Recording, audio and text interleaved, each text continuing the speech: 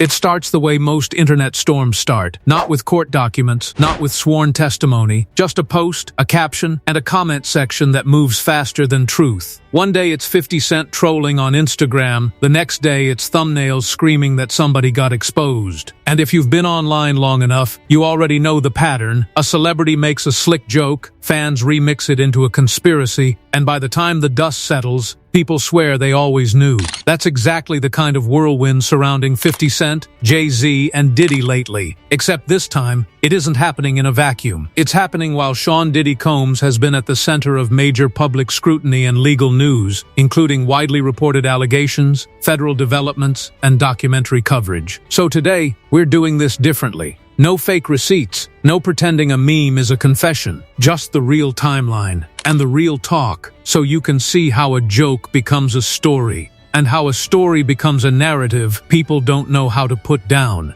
This is how narratives get manufactured. Let's set the rules up front. 50 Cent is a master troll. That's not an insult. It's basically his brand. He's been turning conflict into content for decades, and when social media arrived, it gave him the perfect stage. Direct to fans, instant headlines, and a comment section that does half the work for him. Forbes has documented his long-running antagonism toward Diddy, especially as Diddy's public controversies escalated. At the same time, Jay-Z is one of the most analyzed public figures in music. Every move gets interpreted. Every silence gets treated like a statement. And when you mix that with Diddy being at the center of serious, widely covered allegations and investigations, you get an environment where people start connecting dots that were never meant to be connected. Now here's the part that gets messy. Online gossip channels often collapse three different things into one. One reason this hits extra hard is that hip-hop has a long history of using sexuality rumors as a weapon. Less about truth, more about humiliation. It's shock value wrapped in fake certainty. But the reality is, the only authentic part is that people love watching power shake, even when it's built on nothing.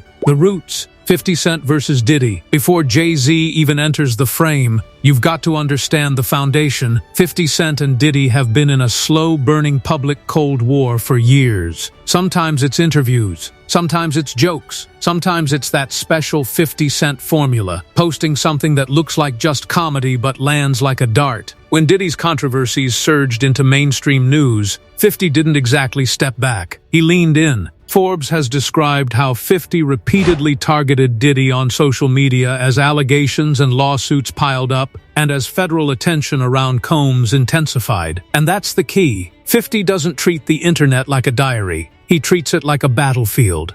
If there's a moment when the public is already looking at you, 50 will post something that makes the crowd look harder. Then the Cassie Hotel footage story hit the public like a gut punch. After CNN aired the 2016 surveillance video, major outlets reported that Diddy posted an apology, calling his actions inexcusable. That moment didn't just intensify scrutiny, it changed the temperature of the entire conversation. Suddenly, jokes felt sharper. Commentary felt heavier. People weren't just gossiping about celebrity drama, they were watching a public reckoning unfold in real time. So when you see 50 taking shots, it's not random. It's strategy, control attention, steer the narrative, and make sure his voice stays in the mix whenever Diddy's name trends. How association becomes accusation. Jay-Z and Diddy have crossed paths publicly for decades. Music, business, events, old photos exist because their worlds overlapped at the highest level. That's normal in celebrity circles. But online, overlap gets rewritten as evidence, and evidence gets spun into conspiracy. The turning point in this recent wave wasn't a secret tape or a leaked confession. It was a legal headline. Jay-Z was named in a civil lawsuit alleging rape connected to a 2000 after-party, an accusation he strongly denied. Multiple outlets reported Jay-Z calling the allegations heinous and describing the filing as a blackmail attempt, urging that a criminal complaint be filed rather than a civil one. It created a mainstream news doorway for Jay-Z to be discussed in the same breath as Diddy, in a serious context. It gave social media the kind of permission structure it loves. People feel justified saying anything once a name is in a headline. That's the ugly truth of attention. Once you're in the story, you're fair game, even if you're denying it loudly. And then, months later, the legal update hit. The accuser voluntarily dismissed the lawsuit, with reporting noting the dismissal with prejudice. it can't be refiled. Jay-Z celebrated it publicly as a victory, and outlets like Pitchfork and People covered the dismissal and the statements around it. The trolling toolkit, captions, soundtracks. If you've ever wondered how one Instagram post becomes a week-long conspiracy, here's the blueprint. Imply, don't prove. 50 Cent is great at this because he understands audience psychology. People don't share confirmed facts nearly as fast as they share implications, because implications let the audience feel like detectives. And once you feel like a detective, you start defending your theory like it's personal. Reports and coverage around 50's online behavior show a familiar pattern. He posts something provocative, the caption carries a wink of accusation, and the comment section lights the match. Forbes documented the way 50 mocked Jay-Z amid the lawsuit news cycle, including using AI-style content to troll the moment. Then came the documentary Chatter. Netflix Tudum described Sean Combs' The Reckoning as a 4-part project executive produced by 50, and there was public noise about who appears, who doesn't, and what the series frames. Complex also reported on 50 joking about Jay-Z not appearing in the doc.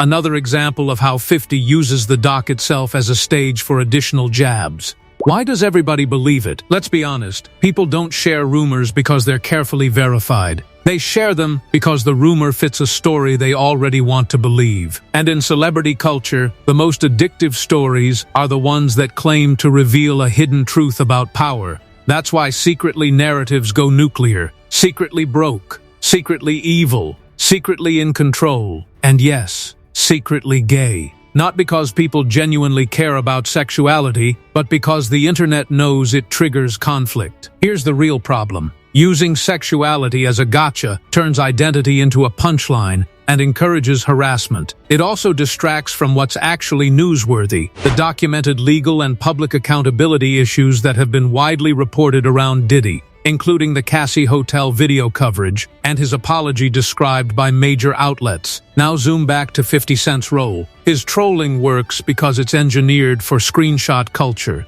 Short captions, loaded implications, and just enough ambiguity that he can say, "I never said that." While the audience screams, "He definitely meant it." So when someone says, 50 exposed Jay-Z, ask, exposed what exactly? A documented statement? A verified report? Or just a narrative the internet was already hungry to hear? Jay-Z and LGBTQ+ topics, the difference between support and smear. One of the reasons sexuality rumors spread so easily is because people twist unrelated facts into proof. So let's separate reality from spin. Jay-Z has publicly spoken in a supportive way about LGBTQ+ topics, most notably through the story of his mother, Gloria Carter, coming out and the emotion he described around her living openly. Vogue and Billboard coverage highlighted that moment as a story about family, acceptance, and growth, not scandal. But online, some audiences do something cynical. They take any LGBTQ+ support and try to weaponize it as suspicion. That's not journalism, that's smear logic. And in hip-hop spaces, smear logic gets turbocharged because people still treat sexuality rumors as an automatic L. So instead of discussing real accountability stories with care, the internet drags everything back into middle school humiliation tactics. The lawsuit cycle, how a headline becomes a permanent stain. Even when a case is dismissed, the internet has a way of keeping the stain alive. When Jay-Z was named in a civil lawsuit, he denied the allegation publicly, calling it a blackmail attempt and urging the filing of a criminal complaint rather than a civil one, language multiple outlets reported at the time. Then, later, major outlets reported that the accuser voluntarily dismissed the lawsuit, and Jay-Z responded by calling it a victory, emphasizing the impact the accusation had on his family. That sequence, accusation, denial, dismissal, is exactly the kind of timeline the internet mishandles. Because the first headline is dramatic and emotionally sticky, the update is procedural and easy to ignore, so people remember the allegation and forget the outcome. The gotcha economy, why rumors about sexuality get clicks. Here's the uncomfortable truth. Secretly gay rumors go viral because they're a cheap shortcut to scandal. They do three things at once. They trigger taboo curiosity. They activate old-fashioned prejudice. They promise insider knowledge without requiring evidence. And that combo is algorithm gold. But there's no credible reporting that validates the specific claim that Jay-Z is gay with Diddy. What does exist is a mixture of trolling, speculation, and sensational content mills that turn insinuation into certainty. A responsible script has to say that plainly, because otherwise you're laundering a rumor. Now contrast that with what is well documented. Jay-Z publicly denied a serious civil allegation and later publicly responded after that lawsuit was reported dismissed. And what's well documented about Diddy includes major reporting around the Cassie footage and his apology. So why do people still prefer the sexuality rumor? Because it's simpler than understanding legal updates. It's more shareable than reading a statement. It feels like winning an argument without doing homework. And 50 Cent's trolling style thrives in exactly that environment. Forbes documented how he mocked Jay-Z as the lawsuit story circulated, turning a serious news cycle into entertainment content that spreads faster than nuance. But 50 said it. The difference between a joke and a claim. A lot of viral narratives are built on one sentence. 50 said it. But you have to ask, did he actually claim it, or did he joke about it? 50 Cent often operates in a zone where he can deny responsibility while still planting the implication. That's why his posts spread. They're designed to be reposted without context. And outlets have repeatedly covered how he uses social media to needle rivals and capitalize on trending controversies. The clean fact box inside the chaos. Let's strip this down to a clear, reality-based scoreboard, because once you do, the exposed narrative loses its magic. Major outlets reported that after CNN released 2016 hotel footage showing Diddy assaulting Cassie, Diddy apologized publicly and called his actions inexcusable. Jay-Z was named in a civil lawsuit. He denied the allegations publicly and harshly, calling them heinous and describing them as a blackmail attempt, per coverage at the time. Later, multiple outlets reported that the lawsuit was voluntarily dismissed, and Jay-Z publicly framed it as a victory. Forbes reported on 50 Cent mocking Jay-Z amid that news cycle, showing how he turned the moment into viral trolling. Netflix Tudum reported on Sean Combs' The Reckoning as a 4-part doc executive produced by 50, intensifying public conversation around the broader saga. Now, does the unknown category still spread faster? Absolutely. Because unknown allows imagination. It allows people to project motives onto silence, onto facial expressions, and onto old photos. The bigger picture, power, public opinion, and who benefits from the noise. So who wins when a rumor like this explodes? Not the public, not truth. Usually, it's the same 3 winners every time. Every click, comment, share, and angry reaction becomes fuel. Even the people debunking the rumor often spread it further by repeating it. Meanwhile, documentary content and headline cycles stay hot. Forbes has discussed how streaming-era investigative-style content can reshape narrative authority, sometimes blending public service with spectacle. 50 Cent's brand thrives on moments like this. When Forbes reported on him mocking Jay-Z amid the lawsuit news, it showed how he uses controversy to keep himself central in the conversation. The less certain the public is, the easier it is to sell secret truth videos. They don't need proof, they need suspense. And who loses? Anyone who gets dehumanized by identity-based rumor weaponization. Anyone who gets pulled into narratives without credible sourcing. Why? Because it's not actually about sexuality. It's about humiliation and control, about turning someone's personal life into a scoreboard. So if you want your script to feel grown, sharp, and authentic, the ending isn't gotcha.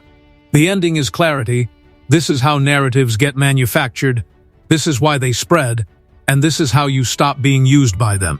Because the most rebellious thing in a viral rumor storm isn't shouting louder. So here's where we land. The claim that 50 Cent exposed Jay-Z for secretly being gay with Diddy isn't supported by credible reporting. What is real is this. 50 is trolling in a moment where public attention is already supercharged by major headlines. Headlines about Diddy, about lawsuits, about documentaries, and about the way celebrity culture turns everything into a spectacle. Now, does that mean 50 Cent is innocent in all this? No. He knows exactly what he's doing. He's a veteran at steering attention, stacking jokes on top of serious news cycles, and letting the internet do the messy part while he stays just ambiguous enough to shrug and say, "I'm just posting." But the real power isn't in 50 posts. It's in what we repeat, because the internet will always reward the loudest story, not the truest one. That's why the initial allegation about Jay-Z traveled faster than the later reports that the case was dismissed. And that's why identity rumors keep getting recycled, because shock is profitable. So if you're here for real conversations, Keep it real. Separate facts from jokes. Separate legal reporting from internet vibes. And don't let homophobic gotcha culture do your thinking for you. If you made it this far, you're the kind of viewer who actually cares about what's true and what's fair. And I respect that. Now do me a favor. Hit like if you want more breakdowns that are entertaining without making stuff up. Subscribe for deeper dives where we bring receipts, not rumors. And comment below, do you think the internet confuses trolling with evidence on purpose? Or are people genuinely getting played?